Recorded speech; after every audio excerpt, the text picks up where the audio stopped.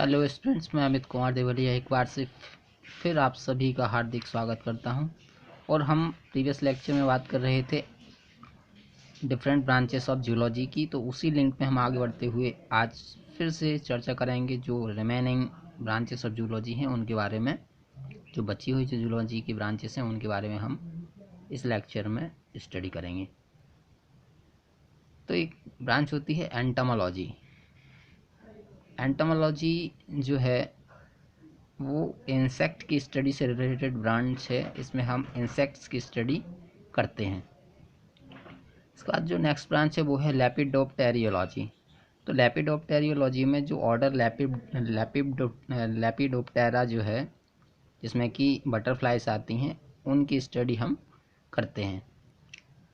इसके बाद है मyrमेकोलॉजी। तो मyrमेकोलॉजी में हम स्टडी करते हैं एंट्स की, चींटियों की। इसके बाद है कार्सिनोलॉजी। तो कार्सिनोलॉजी में हम स्टडी करते हैं क्रैब्स की। इसके बाद है एक्रोलॉजी। तो एक्रोलॉजी में हम स्टडी करते हैं टिक्स और माइट्स की।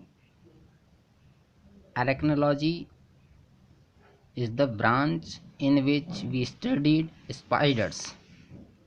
तो एरेक्नोलॉजी जूलॉजी की ऐसी ब्रांच है जिसमें कि हम स्पाइडर्स की स्टडी करते हैं, वो एरेक्नोलॉजी कहलाती है।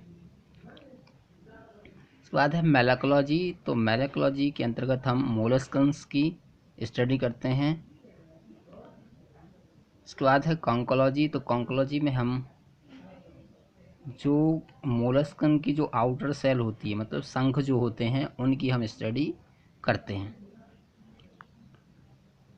इसके बाद है इक्थियोलॉजी। तो इक्थियोलॉजी में हम फिशेस की स्टडी करते हैं, क्योंकि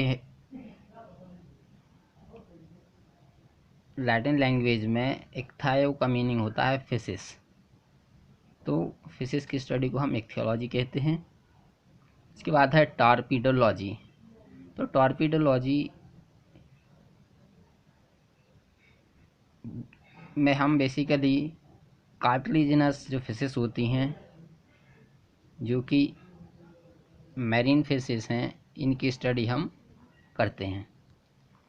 इसके बाद है हर्पेटोलॉजी। तो हर्पेटोलॉजी में हम एम्फीबियंस और रेप्टाइल्स की स्टडी करते हैं। इसके बाद है सर्पेंटोलॉजी। तो सर्पेंटोलॉजी में हम स्नैक्स की स्टडी करते हैं, और इस सर्पेंटोलॉजी को हम ऑफियोलॉजी भी कह सकते हैं, क्योंकि ऑफियो का मीनिंग होता है स्नैक, इसलिए हम ऑफियोलॉजी भी इसको कह सकते हैं। उसके बाद है सॉरोलॉजी। तो सॉरोलॉजी में हम सॉर मीनिंग लिजर्ड्स, तो हम लिजर्ड्स की स्टडी को हम सॉरोलॉजी कहते हैं। इसके बाद है ऑर्निथोलॉजी। तो ऑर्निथोलॉजी में हम ऑर्निथ मीनिंग वर्ड्स, तो वर्ड्स की जो स्टडी होती है उनको हम ऑर्निथोलॉजी कहते हैं। इसके अतिरिक्त यदि हम बर्ड्स के एग्स की स्टडी यदि करते हैं तो उसे ऊलॉजी कहा जाता है। इसके बाद है नीडोलॉजी। तो नीडोलॉजी मीनिंग, नीड का मीनिंग होता है नेस्ट, इसलिए नीडोलॉजी में हम नेस्ट की स्टडी करते हैं। जो बर्ड्स के जो डिफरेंट नेस्ट होते हैं उनकी स्टडी हम करते हैं, उसे नीडोलॉजी कहा जाता है। इसके बाद हम बात करते हैं मैमोलॉजी। तो मैमोलॉजी में हम मैमल्स की स्टडी करते हैं। इसके बाद आती है एंथ्रोपोलॉजी। तो एंथ्रोपोलॉजी में हम एप्स तथा मैन की स्टडी करते हैं।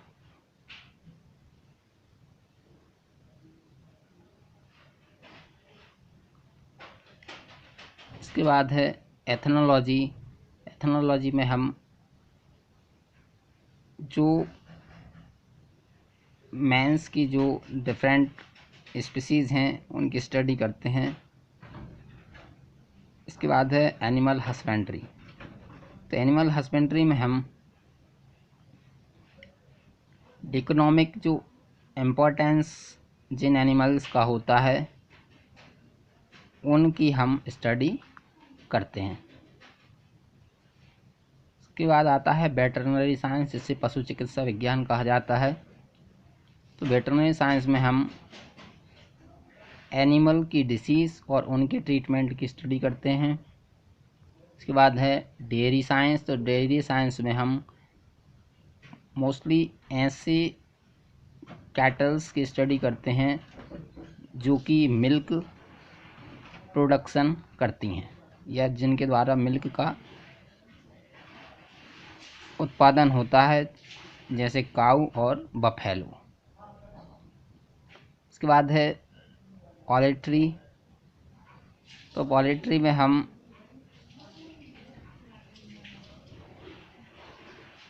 जो हैन हैं उनकी डिफरेंट स्पीसीज़ के बारे में स्टडी करते हैं, जिनके द्वारा अच्छी क्वालिटी का मांस, मीट और उनसे अच्छे एग प्रोड्यूस किए जा सकें। इसके बाद है पिगरी। तो पिगरी में हम पिग्स की स्टडी करते हैं जिनसे कि हमें फैट और मांस या पोर्क प्राप्त होता है।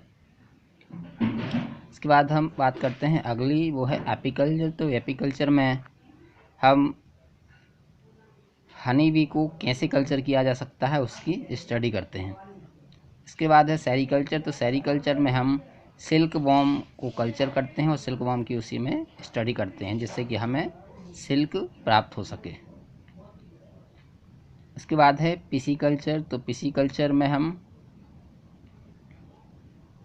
फिशेस के कल्चर की स्टडी करते हैं, मतलब मछलियों को पालते हैं, उनकी रेयरिंग करते हैं, जिसको पिसीकल्चर कहा जाता है। इसके बाद है पर्ल कल्चर। तो पर्ल कल्चर में हम ऐसे मोलस्कन्स की स्टडी करते हैं जिनके द्वारा पर्ल मतलब मोती मिलता है। इसके बाद है यूजेनिक्स। तो यूजेनिक्स जिसे कि सूजनिकी कहा जाता है, में हम जेनेटिक्स के जो रूल हैं उनका यूज़ हम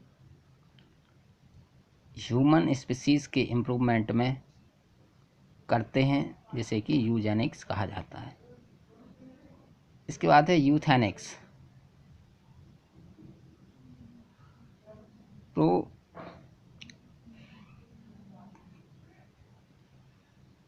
रेयरिंग और केयरिंग के द्वारा ह्यूमन स्पीसीज़ में क्या इम्प्रूवमेंट हो सकता है, उसे यूथेनिक्स कहते हैं। इसके बाद है यूफेनिक्स।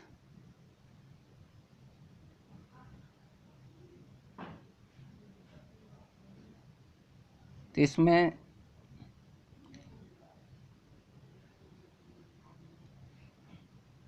हम किसी भी सेल के अंदर जो जीनोम है उसके किसी जीन में यदि हम कोई चेंजेस कर देते हैं और उसके आरएनए में यदि कोई परिवर्तन कर देते हैं, तो उससे जो प्रोटीन में जो चेंजेस आएंगे, प्रोटीन की जो चेंजेस आएंगे, उसका यूज़ हम ह्यूमन स्पीसीज़ में इम्प्रूवमेंट करने के लिए करते हैं, जिसे यूफेनिक्स कहा जाता है। इसके बाद है मायोलॉजी। तो मायोलॉजी में हम मसल्स की स्टडी करते हैं और मायोलॉजी को सार्कोलॉजी भी कहा जाता है। इसके बाद है एंडोक्राइनोलॉजी। तो एंडोक्राइन जो ग्लैंड्स होती हैं उनकी स्टडी को एंडोक्राइनोलॉजी कहा जाता है। इसके बाद है पैरासिटोलॉजी। तो पैरासाइट्स या पैरासिटिक ऑर्गेनिजम्स की स्टडी को पैरासिटोलॉजी कहा जाता है। इसके बाद है पैथोलॉजी। तो पैथोलॉजी में हम डिसीज़ का नेचर और उनके कैरेक्टर्स और उनके कॉजेज़ की स्टडी को हम पैथोलॉजी कहते हैं। इसके बाद है स्प्लैंकोलॉजी। तो इस ब्रांच के अंतर्गत हम विसरल ऑर्गन्स की स्टडी करते हैं। इसके बाद है ऑस्टियोलॉजी।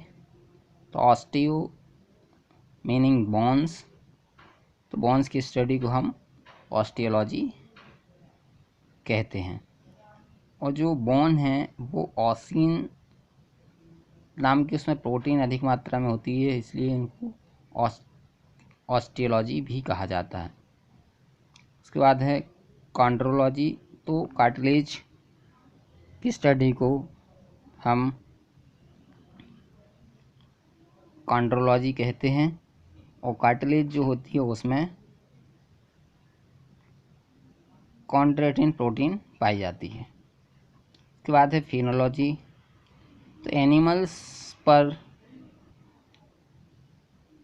रिचुअल्स के इफ़ेक्ट को फिनोलॉजी कहा जाता है, या मौसम का जो प्रभाव होता है उसकी स्टडी को फिनोलॉजी कहा जाता है। उसके बाद हम बात करते हैं अगली, वो है हिमेटोलॉजी। तो जो ब्लड होता है, ब्लड की स्टडी को हिमेटोलॉजी कहा जाता है, क्योंकि हीमा मीनिंग ब्लड या हीम मीनिंग ब्लड, इसलिए हिमेटोलॉजी में हम ब्लड की स्टडी करते हैं। तो थैंक यू सो मच। यदि वीडियो लेक्चर अच्छा लगा हो तो लाइक कीजिए, कमेंट्स कीजिए, कोई डाउट हो तो हमें लिख भेजिए।